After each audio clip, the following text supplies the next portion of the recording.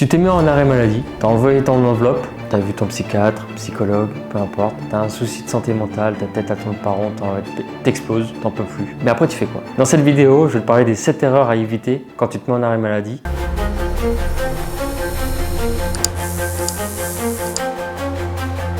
La première erreur à éviter, c'est négliger son suivi thérapeutique. C'est complètement mettre ça de côté. Moi, quand je me suis mis en arrêt maladie, c'était un peu spécial parce que moi, le premier que j'ai pu voir pour me mettre en arrêt maladie, c'était un psychiatre à l'ancienne, à Vachy, comme ça, sur sa chaise, avec ses lunettes en rectangle, ses cheveux blancs.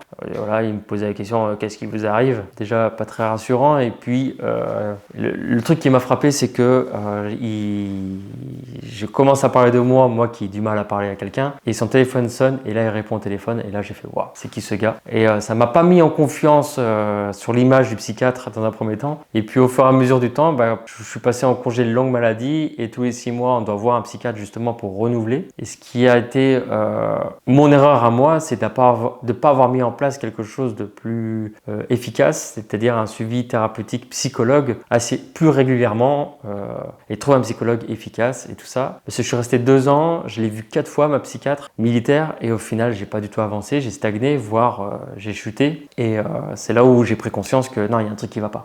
Et ce qui est intéressant, c'est que la psychiatre militaire, elle, a réussi à me canaliser, à me faire prendre conscience que ça va mettre du temps. Là, c'est quelque chose qui était important et j'ai pu accepter et au final, ça m'a aidé. L'erreur était d'ignorer et croire que c'est bon, je gère, mais au final, tu gères rien du tout. Donc voilà, ça c'était la première erreur. La deuxième erreur, c'est minimiser l'importance du repos. Le repos, certes, c'est parfois chiant de rien faire, mais c'est hyper important. Avant, on travaille, on était à fond, il y avait plein de problèmes, il fallait gérer, il y avait plein de choses à faire, tu étais entouré de monde et là tu te retrouves à faire plein de choses, à rien faire. Et donc du coup, c'est ok. On a le droit de rien faire, on a le droit d'être en repos et je sais que l'ennui, ça dérange pas mal de monde, mais l'ennui, c'est ok, on s'ennuie, c'est cool. On prend du temps pour soi. L'ennui est vraiment efficace parce qu'elle va te permettre de créer quelque chose. Quand on s'ennuie, c'est là où on est le meilleur dans la création, dans la créativité. Ok, je m'ennuie, qu'est-ce que je peux faire? Et là, il faut éviter les pièges, quoi. Éviter les téléphones et tout ce qui addicte et toutes ces conneries. Troisième erreur, c'est communiquer sur les réseaux sociaux. Ça, c'est une erreur que moi, j'ai pas faite, mais ça peut être vraiment une erreur grave parce que du coup, si tu divulgues sur les réseaux sociaux ta vie, forcément, les gens ils vont te voir et puis le retour va pas être agréable. Et donc du coup, c'est éviter en fait de recevoir des coups de poing alors que tu n'en as pas besoin. Tu es déjà dans le mal, donc évite ça. Les réseaux sociaux, les messages ou quoi que ce soit, voilà, faut éviter de trop se faire voir parce que du coup, les retours des autres, collègues, camarades, ça peut être compliqué. Quatrième erreur, c'est ignorer la routine.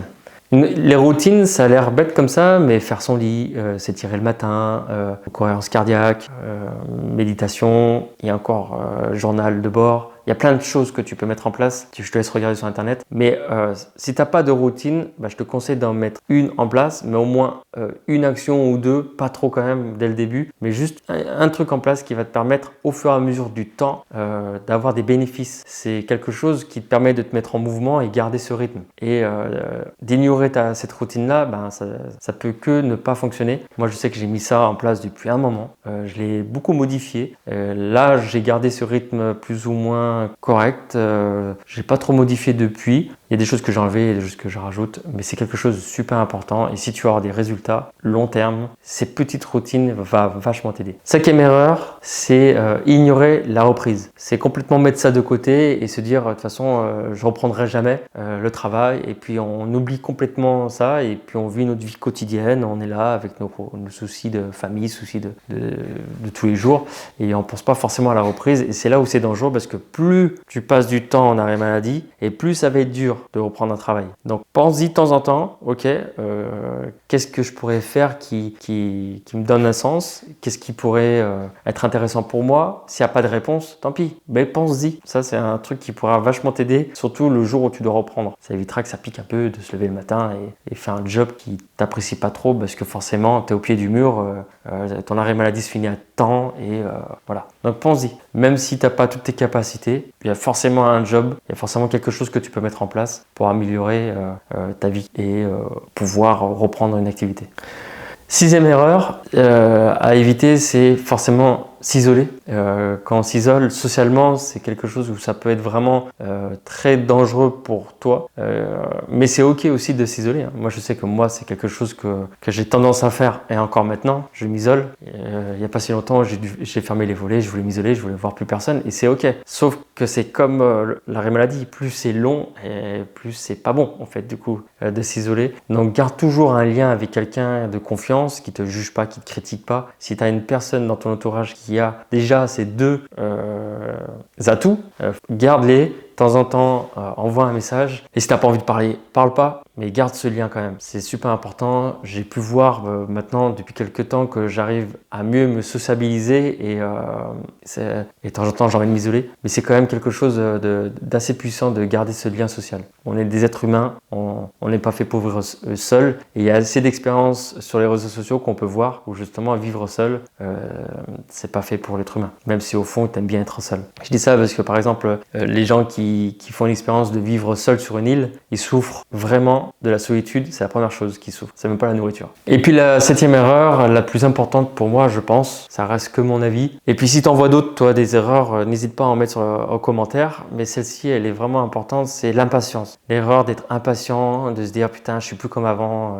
C'est quand que ça avance, ça avance pas. Du coup, il y a cette colère qui peut s'installer. Et cette impatience, elle est, si tu prends pas conscience que ça va être long de guérir, que ok, il va y avoir des étapes, il y a plein de choses qui vont se passer. Voilà, prends le temps. C'est con de dire ça, sois patient, mais c'est facile à dire, mais à faire, c'est plus compliqué. C'est pas comme une hémorragie, on pose un garrot et ça y est, c'est bon, l'hémorragie est finie. Non, là, c'est plus long. Ça va vous donner pas mal de temps à se remettre dans les rails. Donc, patience, tout va bien. C'est ok. Tu es pas tout seul dans ce cas-là. Tout le monde est passé par là, je suis passé par là. Et c'est pour ça que je fais cette vidéo. C'est surtout pour éviter ces erreurs-là.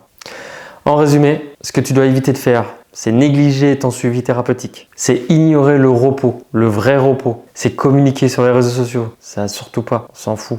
Ignorer tes routines. S'isoler socialement, ça à éviter. Et manquer d'impatience. Ça, c'est vraiment les 7 erreurs que j'ai pu constater. Si tu en vois d'autres, je te rappelle, mets en commentaire. Mais c'est les 7 erreurs vraiment à éviter quand tu te mets en arrêt maladie. Donc voilà, j'espère que cette vidéo t'a plu. Si elle t'a plu, un pouce bleu et abonne-toi parce qu'il y aura d'autres vidéos sur ce sujet-là. Voilà, je te souhaite bon courage. Garde cette force. N'oublie pas qui tu étais avant. Tu as cette cela pour avancer et surtout, lâche rien.